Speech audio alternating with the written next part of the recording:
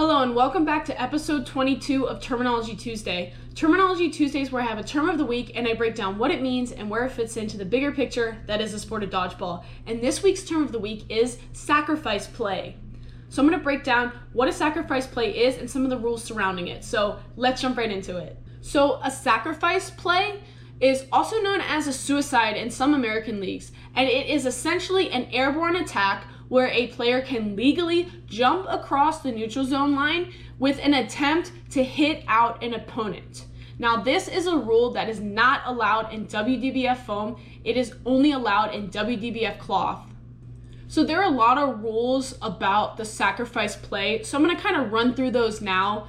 The first one is you have to release the ball before you land in the opponent's fair territory for it to count. So if the ball doesn't leave your hands and you land back on the ground, you are already out before you threw the ball. Another rule is you cannot make physical contact with an opposing player. Whoever initiates the contact will be deemed out. Usually, if you're the one jumping towards your opponent, you will most likely be deemed the player that initiated the contact. If a sacrificing player hits an opponent and gets them out, that means that the sacrifice play was a success and the sacrificing player actually remains in, but they must immediately return to their side of the court. So any intentional delay would be considered a yellow card. So if the sacrificing player throws a ball in midair and they have already released the ball and then they get hit with the opponent's ball and that ball dies, the sacrificing player's ball is still a live ball. They were a live player when they threw it, so anything that happens with that ball will count. So whether an opponent gets out or misses a catch or whatever, they will actually be out.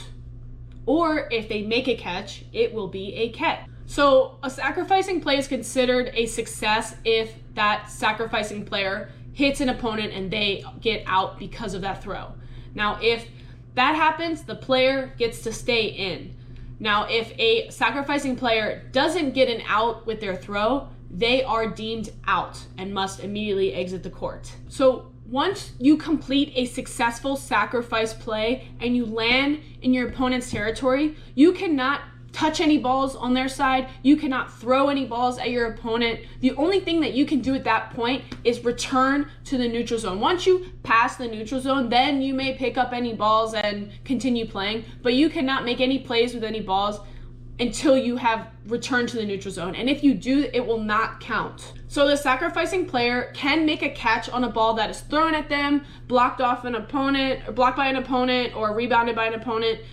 That catch will still be valid whether or not the sacrifice play ends up being successful. However, once they land on the ground, if the sacrifice play they had made wasn't successful, the catch will count, but they are out. And if the sacrificing player had a successful throw, when they caught the ball, they can return to the neutral zone with or without that ball that they caught. They don't have to bring it with them, though it makes sense that they would run over with the ball.